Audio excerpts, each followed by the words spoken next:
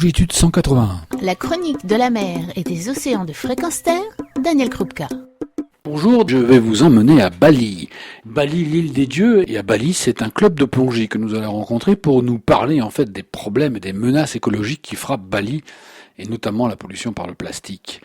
Et pour ce faire, j'ai avec moi Jérôme Pérussel. Jérôme, qui es-tu ? Je m'appelle Jérôme Pérussel, ça fera bientôt l'année prochaine 20 ans qu'on a ouvert le club Atlantis, donc depuis 1996. Bali, c'est un coup de foudre. Je suis arrivé la première fois à Bali en 88.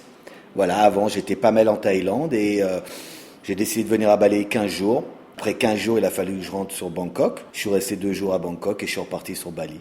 Ma première plongée, c'était en 1973. Et donc j'ai toujours été baigné, en fin de compte, on peut dire un peu dans la plongée, dive master depuis de nombreuses années. Et dans les années 94, j'ai voulu m'installer définitivement à Bali. Je me suis dit, pourquoi pas la plongée. Et voilà, et ouverture de mon premier club en 1996. Bon, c'est vrai que Bali, à cette époque-là, était moins développé. On avait moins de problèmes, où on va en parler plus tard. C'était beaucoup plus sauvage.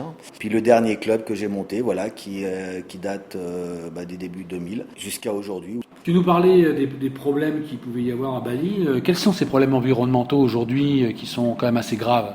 Pour moi, et pour beaucoup de monde sur Bali, je pense que ce sont les plastiques. Dans la culture indonésienne, balinaise, tout se jette à la rivière. Il y a encore, on va dire, pas si longtemps que ça, il y a encore une quinzaine d'années, vingtaine d'années, il n'y avait pas de plastique, c'était des feuilles de banane, des feuilles de cocotier, tout était biodégradable et recyclable. Les choses ont évolué, tout ça a été remplacé, merci aux pays western. Tout ça a été remplacé par le plastique, mais il faut dire que c'est pas cher et on en trouve partout dans le monde. Et sauf qu'ils ont gardé leurs vieilles habitudes, c'est-à-dire de tout jeter à la rivière. Et quand c'est tout à la rivière, après il faut savoir que sur Bali, encore à la date d'aujourd'hui, il n'y a pas vraiment de tout à l'égout. Ça existe, mais très peu. Donc pour l'instant, c'est encore tout à la mer. D'avril à octobre, si on va sur les plages, il y a très peu de plastique. On en voit très peu. La grosse pollution de plastique visible est pendant la saison des pluies. Pourquoi ? Parce que pendant toute la saison sèche, on jette tout derrière les maisons, derrière les rivières. Pas de pluie, mais quand la saison humide arrive, tout ça va à la mer. Et bien sûr, quand ça va à la mer, après, ça nous revient sur la plage. Et je pense qu'il y a un gros travail à changer, c'est au niveau de l'éducation. C'est pas des gens, je veux dire, un peu plus âgés comme nous qui vont se changer, mais c'est au niveau des enfants, des écoles, qui devraient faire en fin de compte une éducation. Il y a des efforts qui sont faits, faut le dire, c'est vrai, il y a des prises de conscience. Mais bon, qu'aujourd'hui encore, on va acheter dans un supermarché un paquet de bonbons, des piles, tout ça, on va vous donner un plastique pour tout. Et tous ces plastiques ne sont pas biodégradables, comme en Europe, où on commence à avoir des plastiques biodégradables. À Bali, il y en a très peu. Donc oui, ça, bien sûr, ça retourne à la mer.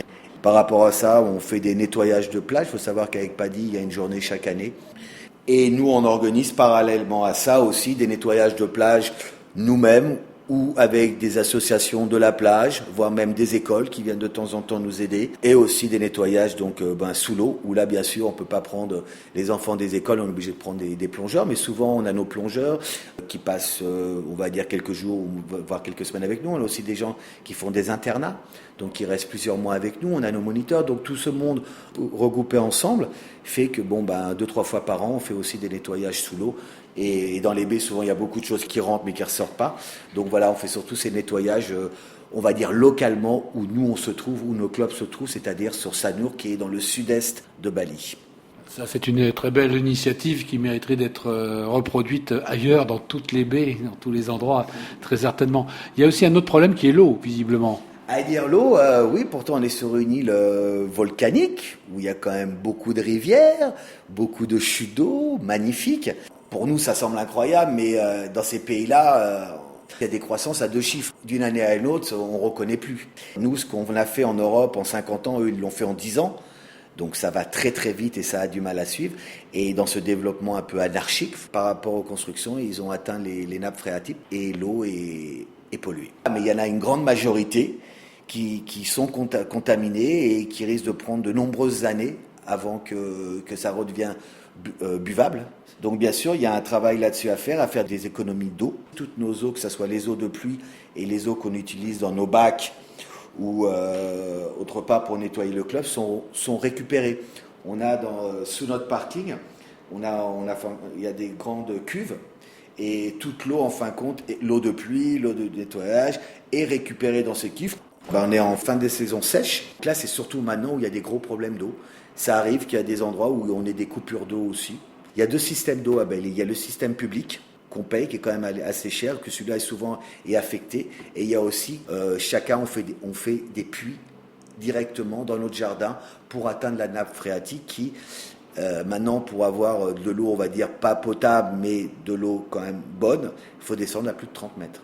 Entre les plastiques et l'eau, on a arrêté d'utiliser les petites bouteilles d'eau avant qu'on donnait sur nos bateaux quand on partait à la journée.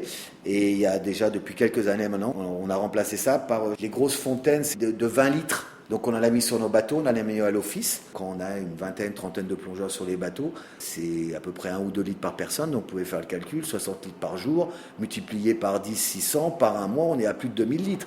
Multiplié par 24, on est à 24 000 bouteilles qu'on pourrait utiliser. À Bali, les bouteilles, c'est pas des petites bouteilles d'1 litre ou de... Non, c'est souvent des petites bouteilles de 30 centilitres. Et nous, on l'a remplacé par ces fontaines. Ces gros bonbonnes de plastique, c'est réutilisable. Donc, à chaque fois qu'on les vide, on est remplacé par une pleine. Donc, on n'a pas besoin, à part l'achat initial.